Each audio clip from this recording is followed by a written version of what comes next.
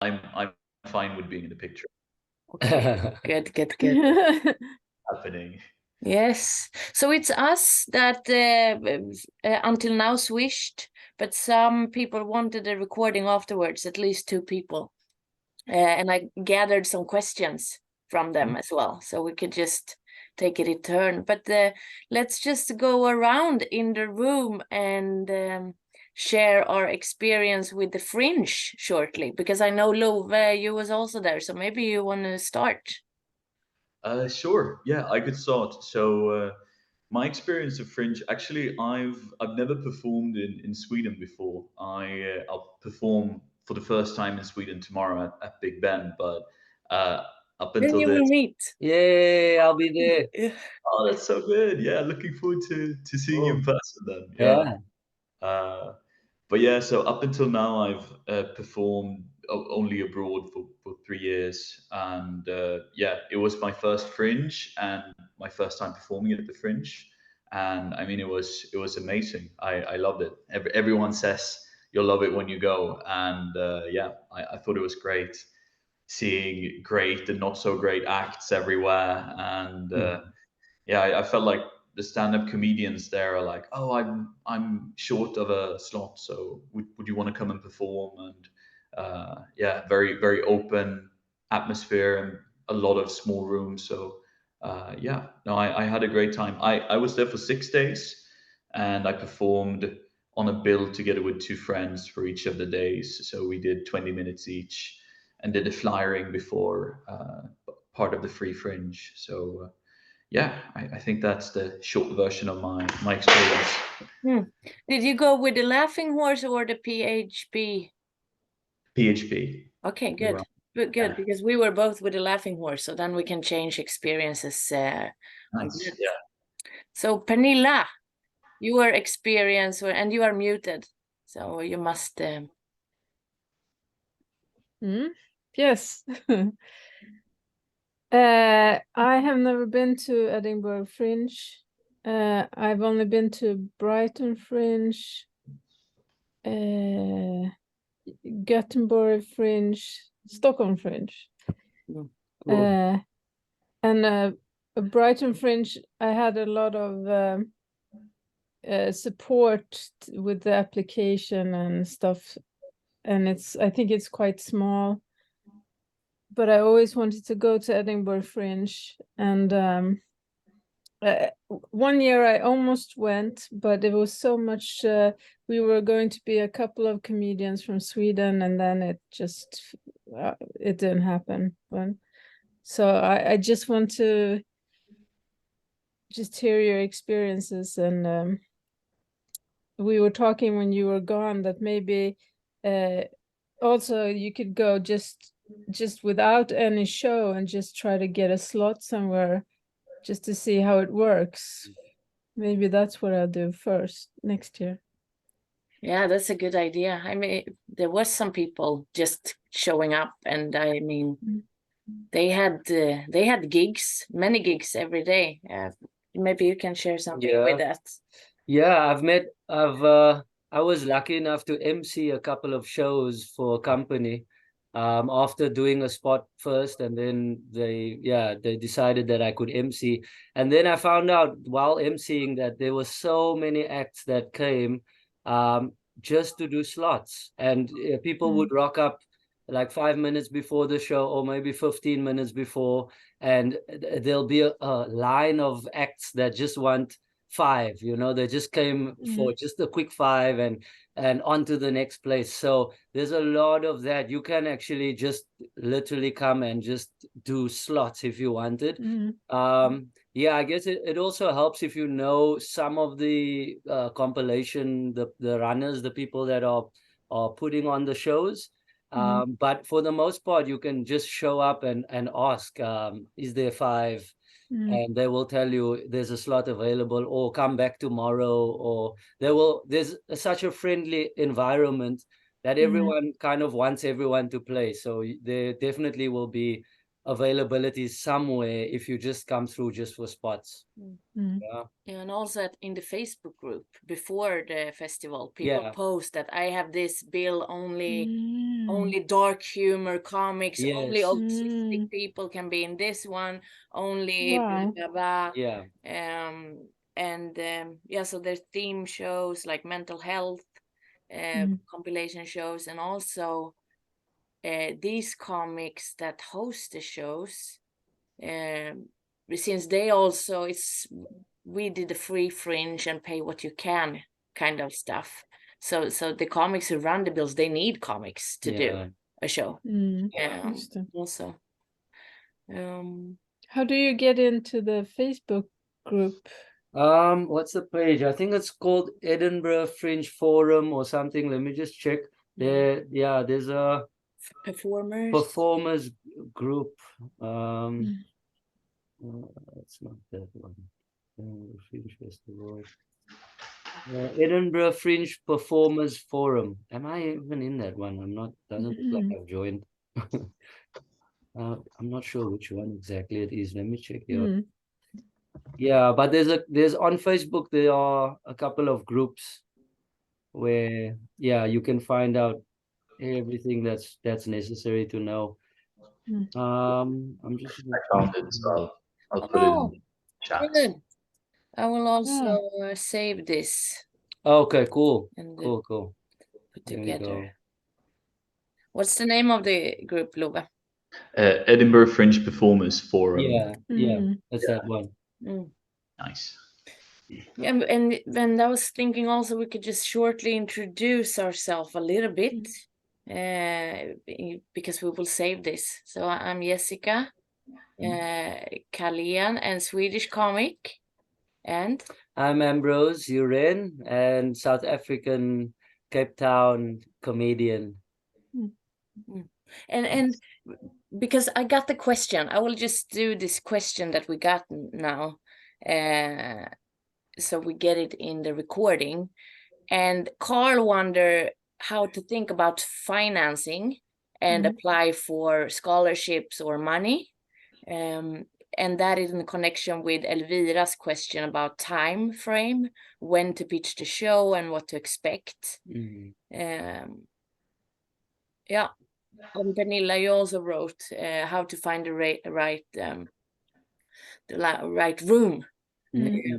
And this was a collaboration. So I applied to Konstnärsnämnden for my application, my show, the Queen and Sober.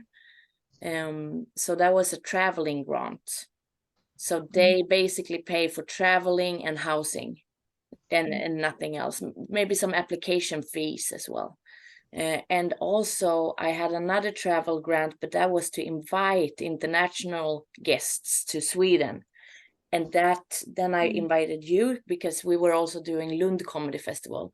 So since Ambrose was already here in Sweden, it was easy for me to just pay a ticket to Edinburgh from Sweden. And then you did some fundraising for your housing, right? Yeah, I had to. Well, in Cape Town, I did some fundraising shows.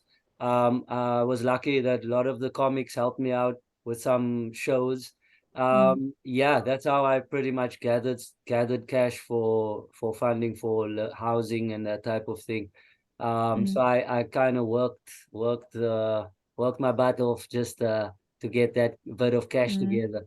But yeah, it's another part of the process. In South Africa, I think fundraising is also very popular because the government doesn't assist so much. It's a bit problematic. So we just we raise funds and try and make it. Yeah, and also with them. So first of all, like, you can make money. There was one person I met and she did 4 shows a day, 2 solo shows and 2 compilation shows. And like, she went there to make money. But she was doing a lot of flyering, postering, and like only working. She didn't speak to me during the festival almost because she saved her voice so much. Like, she was there for business. But if I didn't get it cost me money to go. Only the housing was, I just translate this to euros now with taking away 10 from the Swedish krona. So it costed me 2,000 euros with the housing for 3 weeks. The flight was cheap. There is options to go like train and boat and stuff, but then yeah, it takes time. And the thing you must pay for is the registration. And we did it with a free fringe. So free fringe and PHB is the kind of the anarchy fringy places that are not the big rooms, like the big rooms that do the marketing and have bar, like, but that's also like super expensive. If this is expensive, then I don't need. I just heard that some comics canceled their shows halfway in because they had to pay a lot of money for every night. So if you're not a big name and have an audience already, then we got suggested to do the free fringe. And that was a good, I think, a good decision, because I guess the other venues like Pleasance, Gilded Balloon, what are those other ones? I've heard they charge up to what, 3,000 euro for the venue. That's venue only. So free fringe, considering that, free fringe was way better just in terms of registering, getting your venue. That being said, your venue is not going to be necessarily a stage. Like I performed in a karaoke bar. It was a TV behind me. It was just a room, but you make the best of whatever room you get as a performer. So 23 shows in that room. I felt amazing. By the end, I was owning the room. So you're not necessarily guaranteed the best stage, but you will get a good room, and you can fill it up as you flyer, and depending on how hard you work, and you can definitely fill it up and make some good money off that. But the cost is 120 euros to the free fringe just for the registration, and for the room. And also they put some small, like, they make the venue ready, so you see your name if you send a picture early, and you will get in the Edinburgh Fringe program, and that is another £400. So it's like 550 euros, 5,500 plus 1,200 registrering. So you're up at almost 700 euros just to go for registration. Or sorry, maybe for me to give my 2 cents on my experience. Yes, please do.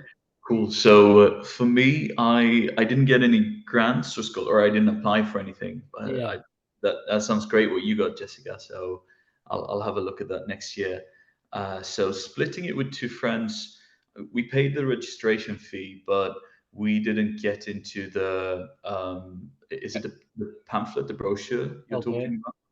You don't get to Edinburgh Fringe website, so. No, you have your you're on your own. The book though. Your own little program. PHB is like. Yeah, exactly. So we skipped that one and we just flyed. So we bought maybe like 500 flyers, I think. We paid maybe £50 for it, so that would be like 75 euros or something like that. And we went all in for flyering. We didn't do any posters, nothing apart from that. We were in the PBH, in like the building performing in as well. Like the PBH is like Peter Buckley Hall. He's a guy who created the Free Fringe. He's in his 80s now, but he was down by like off the Royal Mile towards Underbelly. If just for you guys or anyone who's been there. So it was called like Tang Dynasty. It was an old like restaurant that was being restructured. So that's also to give an idea what sort of venues you perform in. But yeah, so we only did the flyering, £50 for the flyers, and we did make a small profit. I think the deal with the Free Fringe in general is that you're not allowed to, because it's a good question, like why doesn't everyone do the Free Fringe instead of like Gilded Balloon or so. But I think it's because you're not allowed to actually charge for tickets. You have to have like a free entry, but then people can give money at the end. You stand usually with like a bucket, and people will put some cash in there. A lot of people have cash, what's called like card readers as well.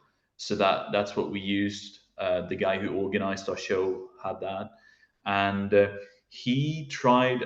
So I was just there for the 6 days. I believe the way it works at PBH is you put in your bid to have your show on, and not necessarily everyone gets selected, but I think we got selected. He thinks we got selected because we wanted to do a longer show, and they tend to prefer people who don't just want to do a show for 3 days, but like could commit to like 10 days or 15 days like that. And we tried a couple of versions. Like he tried a couple of versions before our show started. The guy I performed with for his solo show, he did some posters. He did like a couple of flyers and so on. And in the end, when we did our show, he was like, only the flyers was worthwhile for us. So we started flyering like an hour before our show was. And in reality, I think it was usually like the last 30 or 20 minutes that mattered. Like we got probably like 80% of the people who attended came in at like the last 15-10 minutes, where you're like, we have a show starting now. Like if you're in the area, you don't need to wait around. You can just come in. It's free stand up. And for the 6 days I was there, we always had between 15 and 18 people in a room for like 50 people. So it was never like very, I know the average of attendees to a free fringe show is like 6 people. So yeah, and I know you get lucky or not with the venues, but I think our strategy was pretty okay with flyers only, just as an option. Yeah, another reference when you're considering it. Yeah, I a note for next year is to bring more flyers. I brought 2 little flyers. I had no idea that I would need thousands, not hundreds. I think 1,500 could be good. I think in terms of numbers, I figured 1.5 is a good number to have. I took 750 flyers, and yeah, they ran out. They ran out. There's so many people. There's like your flyers will fly eventually. They just start flying. So 1.5 is a good number. Yeah, at least. For how long? What were your runs? Sorry? How many days did you do the shows? Oh, I did the full fest. I did 23 shows. 2 of them got cancelled, so I couldn't do the 2, but 23 shows. And yeah, it was definitely I needed more flyers. So, and I also know that in for Fringe they have these deals going, and a lot of people had like 5,000 printed. And by the end of it, there were boxes of their flyers just laying around. So 5,000 is, I think, way too much. So I think around 1.5, if you can, it's a good number. Yeah, and I did the half run, so I had 2 weeks of shows. And I would also say, because I think we applied a little late, that's why we got pretty late slots. So I got the midnight slot in a really good room and location though. So it was a 40-seater. And I had everything from 1 person in the room to a full room. I did the show even for that 1 person, and that person came back and saw the show 1 more time, and also supported me the last time with buying one of my hats. So, and also he donated for the first show. So afterwards I had a card machine with me. I had some PayPal options. And the card machine did only do Swedish crowns, so I had a note with me with currency conversion. Yeah, that helps also. How many flyers did you go with? I don't know how many, because I just know it was a thick pile, but that was because I had a nice paper. But next time I will probably have not that nice paper, and do a both side, and maybe even a what is it, A5? No, A6. Yeah. And the rooms, I would say, even if you get like a small room, there's rooms with only like how many people were in for your room? My room was a 25 seater. Yeah. 25 seater. So And it can get really small. There are ones smaller than that even. I mean, you probably know. But yeah, there were tiny rooms to medium size. There all types of, yeah. I managed to at like on 3 nights, I think I sold out with 26 people, and that room was cramped, like proper cramped, which is amazing. If you get that tiny room filled up, it's really cool. I will also answer Elvira's other question about the time frame. We applied in February, March. Yeah. So maybe be there when they are open, when they open the application, if you want to, or you want to be priority when they make the schedule. Like depending on what type of show you have, because I've been to shows that starts 1:30 in the night and the room is sold out and packed. So but if you want like a 8 p.m. show or 10 p.m., then I think you have to be early. But Elvira's question is about when to pitch the show and what to expect on stage and technicians. And what I did was that I went to the website of the Laughing Horse, and I just checked all the rooms and where in the city they were located, because I knew I wanted a kind of central venue, and I knew I wouldn't like it to be bigger than 50, because I rather had a full room, and also it's less expensive. And what to expect, especially with the free fringe, is that you can expect pretty much nothing except for a microphone and a PA system. If you want help, you have 30 minutes from the time when the show before you ends until your show begins. So during those 30 minutes, that person before you needs to get out, pack the things together, and you have to get in and do your setup. So for me, I was lucky. The guys before me were only stand-up. They had no thing. And I'm a musical comedian, so I have loop pedals, I have instruments. And luckily, I was the last show of the day, so I didn't have to be in a hurry to pack my things down. But other than that, I could also hide my stuff in the back in a room. But the venue was really good. Like, they built a queue out of the venue before the show, and they were like, when can we let people in? And they were like, okay, let them in, I would say like 12 minutes past midnight. And then I started my show at 15 minutes past. So it was like seamless. They were super professional at the venues and really helpful. But you don't have your own technician. You have to do all that by yourself during the shows. Even afterwards, you have to stand there with the card machine and the bucket and make sure to get the donations. So we unluckily had our shows at the same time. If we didn't, I probably would be at your show standing by the door, like taking donations and stuff. And anything else on stage and technique? I think we were on at 6:30. We applied later, maybe April, but maybe got lucky. And I think at the PBH, you might not be guaranteed a half an hour. I think you can do as little as 5 minutes. So we were lucky not to be back to back, but I think I heard of people who were back to back. You have to be out like at 55, and the next show could start at like 05. But maybe they would give more for like musical comedians or like acts than for just like stand-ups. I think other learnings, we actually had a double-sided flyer. I know this is going back a bit to what we said before, but we opted for doing a single-side flyer next year because we thought that would be better cost-wise.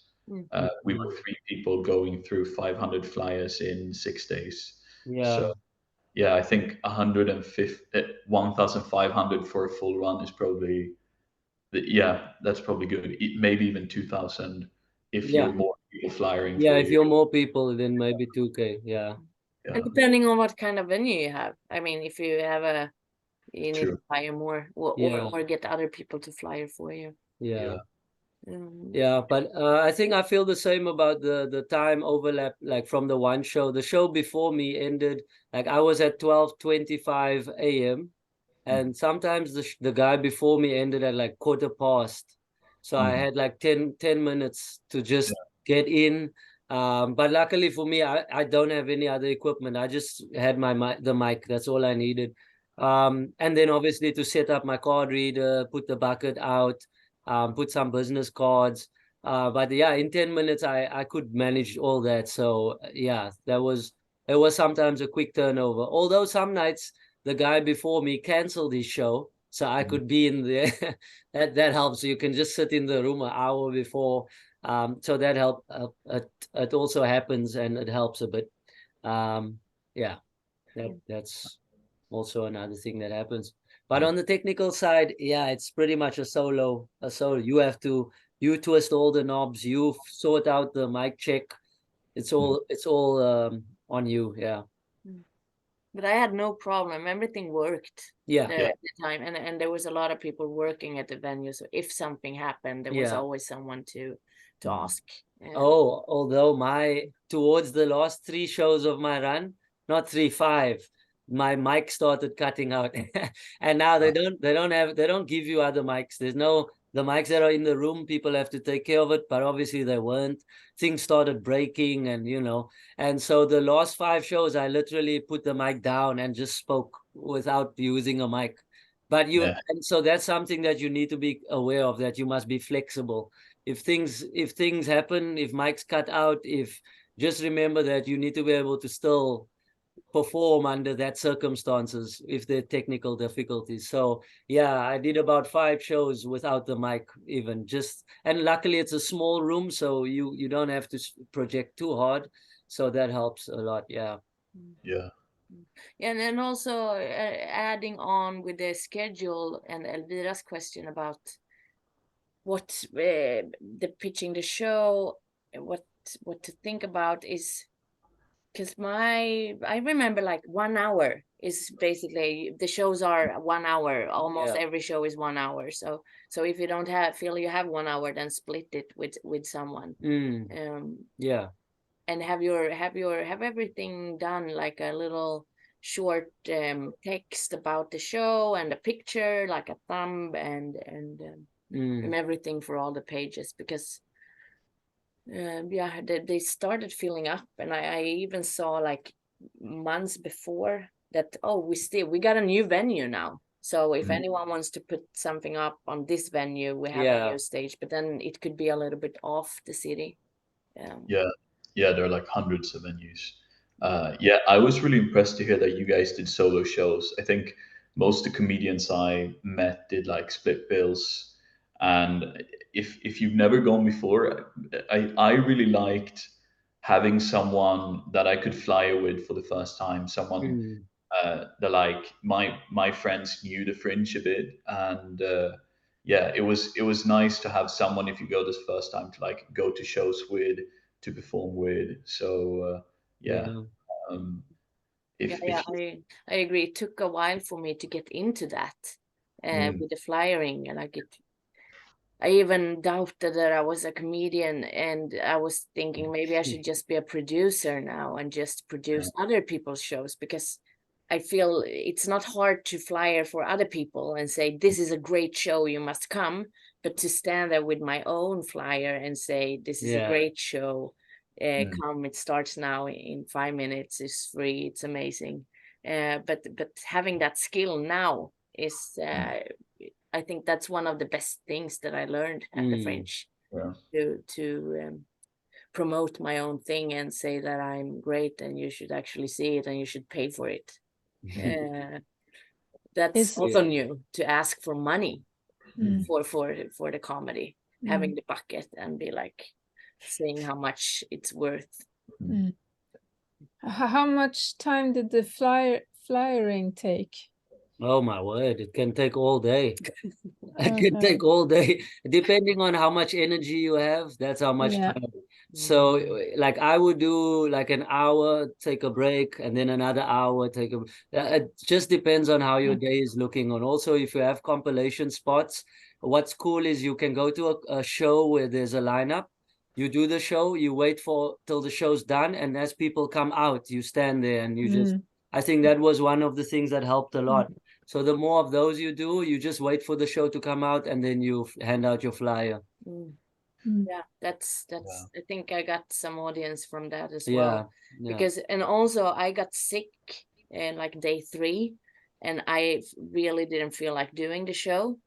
So I just went to the venue and I hoped no one would come. And I didn't flyer for 3 nights because I was like, if someone shows up, then I will do the show. But if no one comes, I would just go to bed. And if I don't flyer, no one will come. So yeah, flyering is kind of a must do. And we put some posters up before in the venues, but it's like posters everywhere. But people told me like, oh, I saw your poster, oh, it was nice, I wanted to see that show, and then they never come.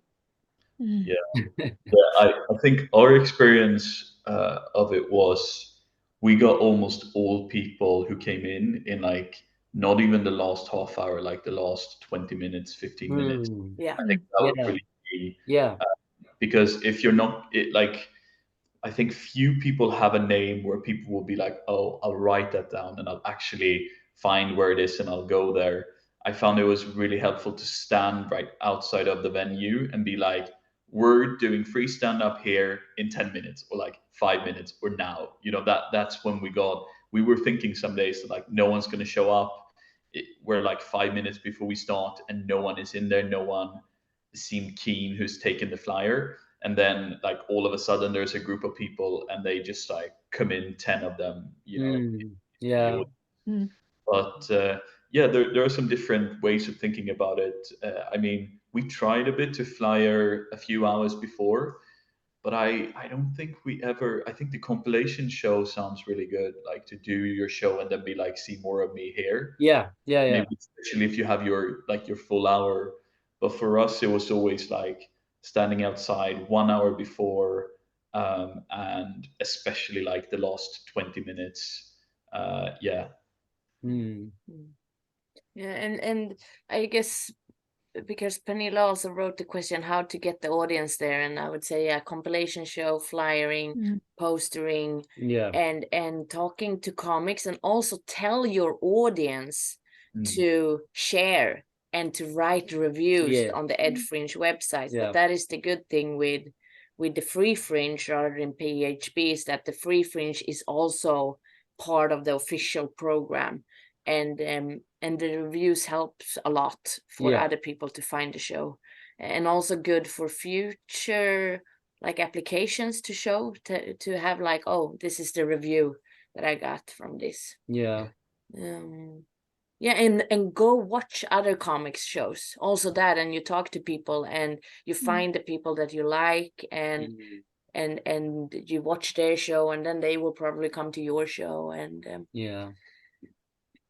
and also finding the housing. I was just lucky to have there was a comic in Sweden performing, and I asked him if he was going to the Fringe, and he said, and he also had an apartment in Edinburgh, but I still had to pay a lot of money.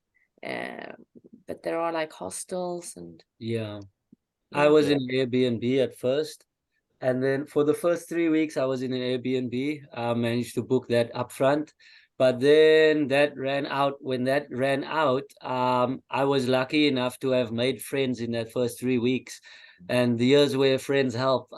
They had one of my friends had a spare bedroom. They had it free, and they gave it to me just for the last week, which is a miracle if you know the prices out there and how much accommodation costs. To have someone say, oh no, just come for the week, it's fine, we have a room, that was like the biggest blessing, you know what I mean? So accommodation is, and I heard it's going to get tighter as from next year as well. So I think that would be very important to book as soon as you can. Or if you do have friends that are going, maybe split a place and share the cost. that Yeah. helps too. I just stayed at a hostel, which was really shoddy. I I wish I had a ticket last night, but I mean, at the moment, the pound is just crazy. Yeah. The conversion rate is so bad that if you're making your money in Swedish krona, at least, you're like, you don't have a lot of extra cash.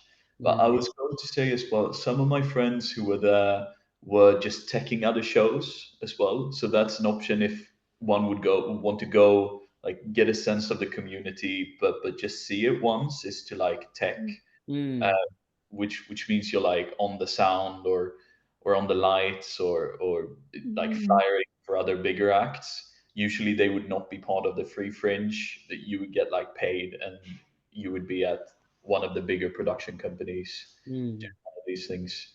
But yeah, those friends also had a couple of gigs on their own, like off the cuff. Yeah.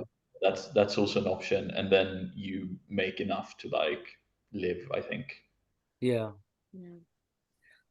I want also to add about the timing again, and just like being there with the time to because I thought I could watch all the shows and do my show and flyer and stay healthy, but it was just too much. Like there's 4,000 shows a day, and and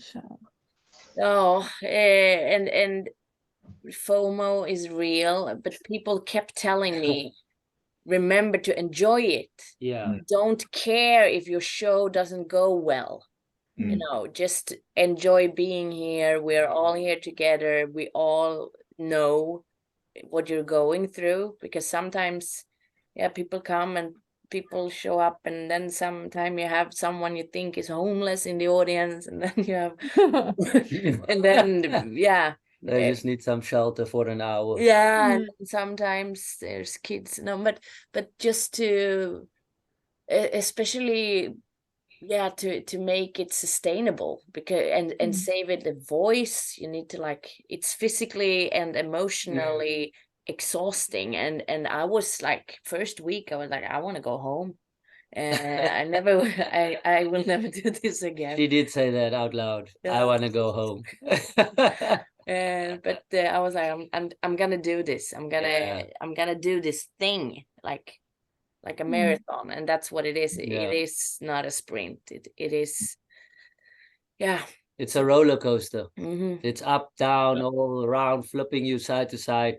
And sometimes you think that, okay, I flyed for the day, my flying went well, and you sit there and no one pulls in, and then it's, you know, that can be quite sad. But so most nights, I think my audience would arrive 3 minutes before the show. Like 5 minutes before, there's no one. I'm feeling like packing up. I'm feeling like it's done. And then suddenly 15 people just walk in. And you're like, what? Okay, there's a show. All right, cool. So one thing that I learned is that maybe don't pack up immediately. Stay until like 10 minutes after your show even. Because someone will, like one day I even stayed a bit longer and 2 people came in and I performed for those 2. But that's because I stayed in the room for just a bit longer. Because sometimes when you leave at the time the show starts, and then there's always latecomers. There'll always be someone popping in. Oh, sorry, I came from this show or that show. I was running to get here. So that's something I learned as well. Just stay in the room, and then 15 minutes in, then you can call it. Because if there's no one by then okay, cool. They're way too late. So yeah, that's another tip I can recommend doing. Yeah, same experience with that. And for me, I think it was more of a sprint because I was just there 6 days. I'm super impressed by you guys doing such a long run. I was exhausted after 6 days. I think I felt that I wanted to have stayed longer. Yeah. I would have been happier having gone maybe like 10 days the first time. But yeah, I'm super impressed that you guys did such long runs on your own as well. Yeah, cool. Yeah, no, like at some point, like I felt like I was gonna fall apart. Like at some point, I was like, "Whoa, this is a lot." My body's tired, my feet are sore, My voice is a little bit cranky. And luckily, I didn't lose it completely, because there were people that I know that did the whole run. They lost their voice, couldn't perform for 3 days. There's one lady that she couldn't get a sound out. And I was like, whoa, that's hectic. That is. So yeah, preservation of the body and mind and everything is very important. I bought a new pair of shoes even because my shoes were terrible. So I was like, I wasn't ready for the uphill and the downhill, you know. It's a lot of walking, a lot of walking. And no internet. Just And oh man, painful. UK internet's not meant to work with that many people in a city. So Yeah. Oh yeah. That was- Very that was super not bad. healthy food. Yeah. We have 15 more minutes, and there's other question, but that's more about like comedy wise and writing a longer show. Do you, Pernilla, have any questions? How many shows did you do on a day? Your own show? One One. solo show a day. Yeah. Okay.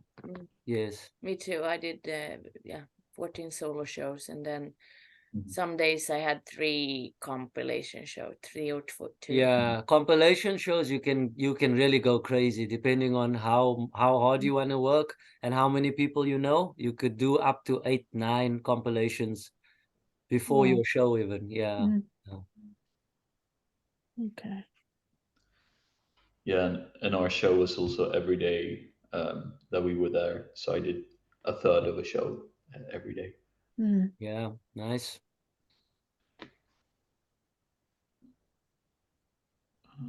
Cool. Yeah, Yeah. I was curious as well, or maybe as a thought.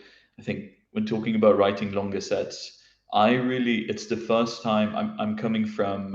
I've done all of my stand up in Korea, and there you have shows like you can do maybe once or twice a week.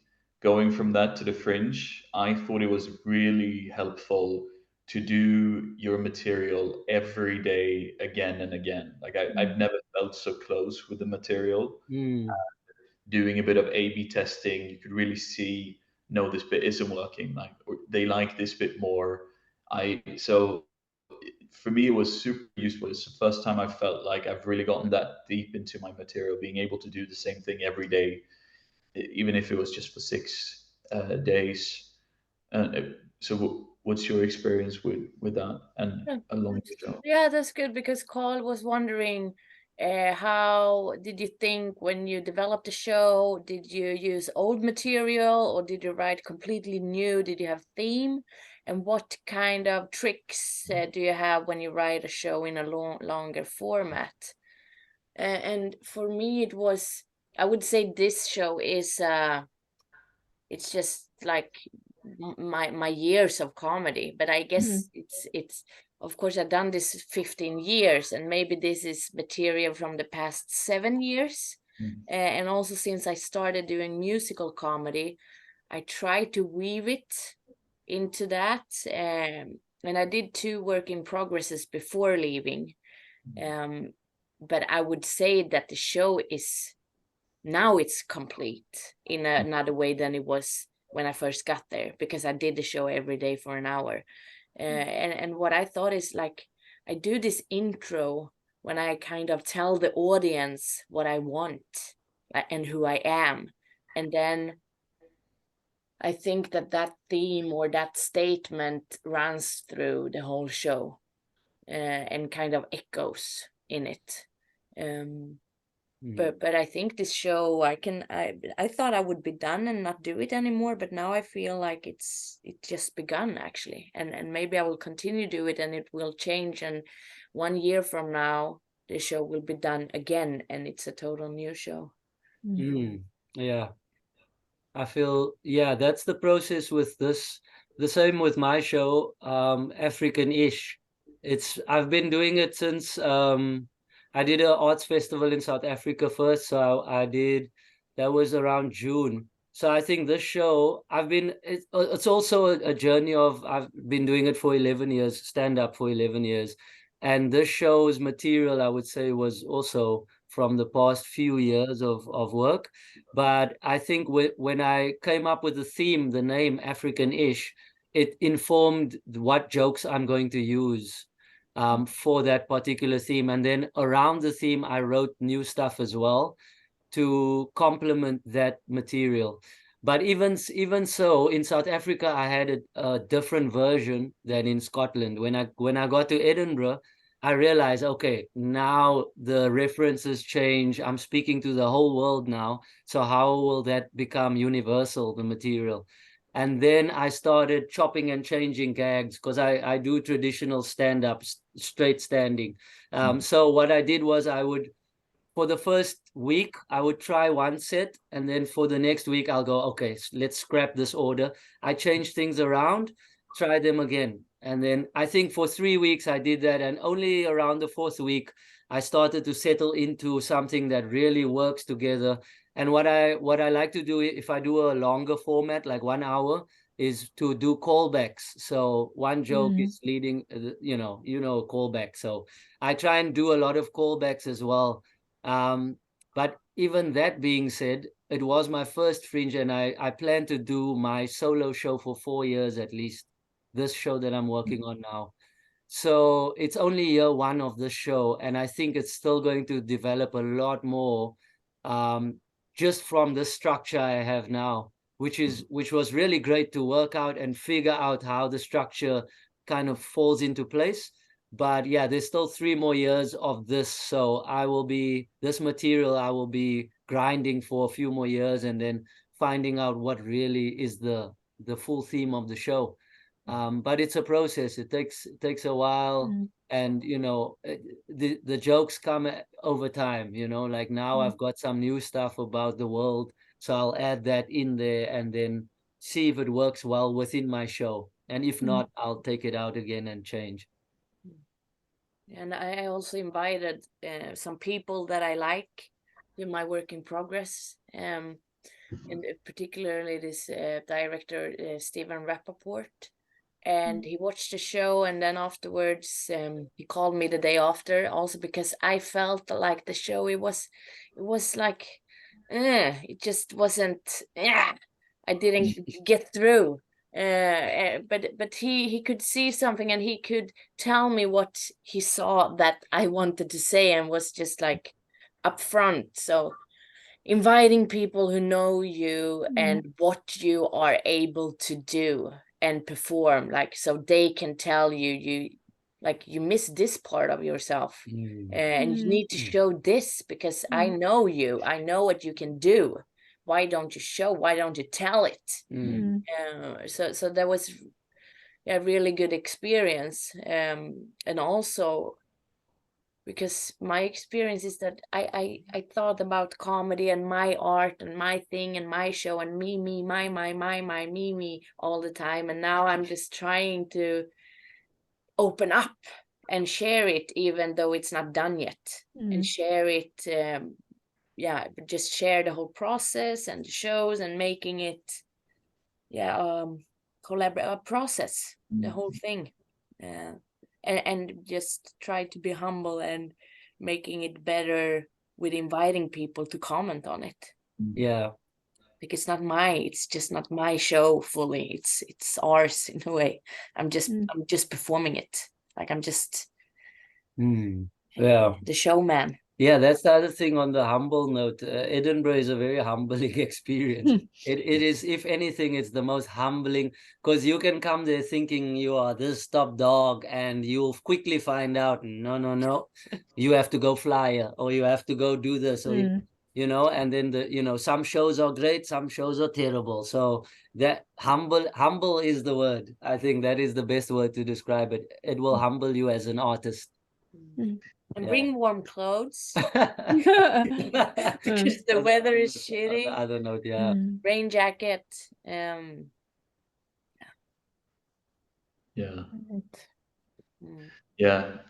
Just I mean I don't have as much experience as you guys have on this.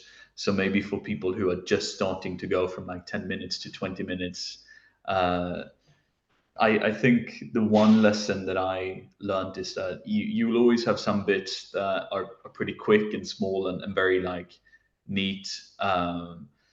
And then you have some bits that need a bit more context. And I think the best shows I've seen always are pretty good at like mixing the tempo, because if you have a lot of short to the point jokes, Mm. you get through a few of those, the audience will allow you to do a bit which needs a bit more building up and which Mm. might be a bit more waiting for a bigger bang kind of thing. So Yeah.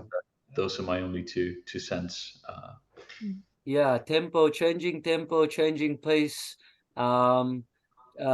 different range of gags from one-liners to stories, like you're saying now. I think for an hour, it's very important to mix it in between those, because otherwise, if you're doing too many one-liners, people go, oh, okay, all right, come on. Mm. And then you tell, so in between those, you put a nice long story, and then, you know, that gives them the sense that, okay, he's going somewhere with this, and then you hit them with another short one, a couple of short ones. So I think, yeah, it's all about that journey of fast, slow, tempo, loud, soft, you know, like think of all these things when you thinking of a solo 1 hour or 30 minutes even. Yeah, because in 30 minutes you can go through that same journey. It's just, yeah, a shorter time. Yeah. Yeah. Yeah, and shortly about the Konstnärsnämnden and resebidraget. My advice is primarily be very concrete with, so what you're gonna do, when you're gonna do it, where you're gonna do it. Very like detailed, not like, oh, I'm thinking the artistic vision about telling all the no, nothing like that. Just very firm on, yeah, what with whom and what you're gonna do, and what the money is going to, like really having the numbers down. Nice. And also remember to put all your education and why you know this thing. Like, okay, so you've been performing in all these countries and you've done the fringe already. That's you have to put that in, and all the education. If you have some artistic education, I think that is a. So I got money, and I think most of it is because I have a master's in performing arts, and that made it so much easier. I applied before, but now, and also I got money before, and I used it to the things that I was supposed to use it for, and I showed them that I used your money the way I told you I would, and just be really firm with showing that, and try it, because even if you won't get money, they won't remember you. Like, oh, but this person has applied this and didn't get no. It's just like every case is separately. So just try it, I would say. Did you know when you applied the money, what's venue and everything? Yeah, I even asked to have an invitation letter from them that I will perform the show, and I show them, yeah, on the website and everything. So that helps if you have an invitation letter. Because I was applying with other fringes but didn't decide yet. I wasn't booked, and then I didn't get funding from like the Nordic culture stuff. And but then you can also, if you don't get any money the first time because you don't have any invitation letter, you can ask to try the application again.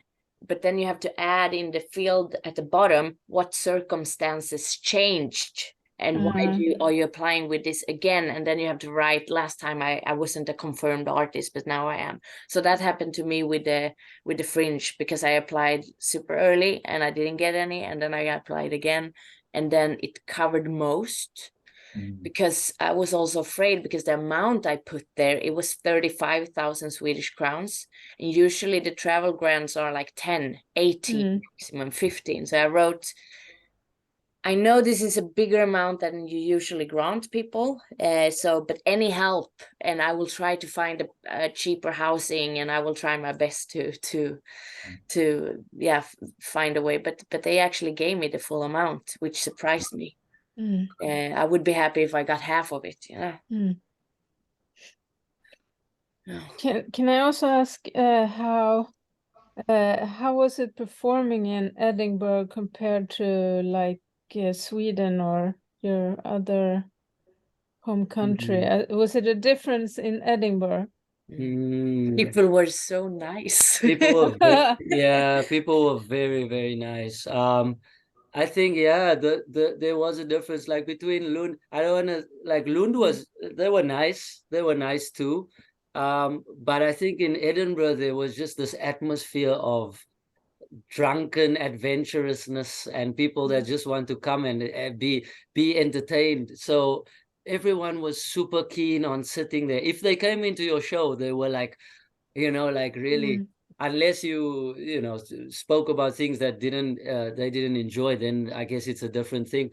But in general, the feeling there is very nice, very kind, friendly. They want to hear about you. They're really interested in where you're from and what your background is. So yeah, I think in general it's quite positive. Compared to it's slightly different. Yeah.